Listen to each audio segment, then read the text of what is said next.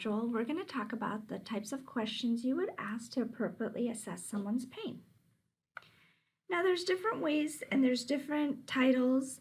A learning tool is this one called PQRSTU, and it was taught to me by Dr. Mary Lynn McPherson at the University of Maryland.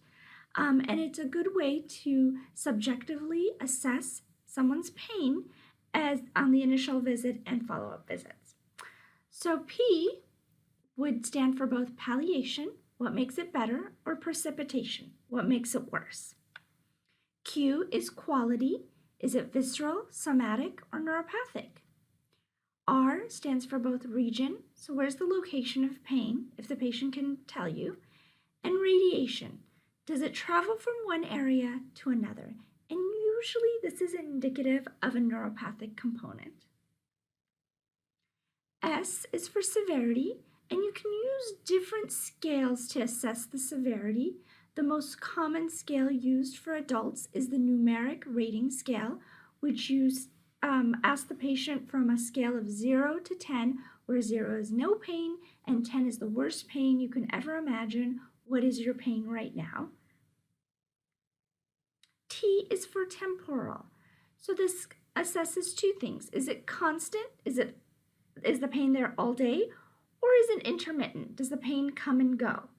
Is the pain chronic or acute? And then the U is how it impacts you, the patient. So how does it impact the patient's sleep and their daily activities and any other relevant information that would be important that the pain is preventing them from doing?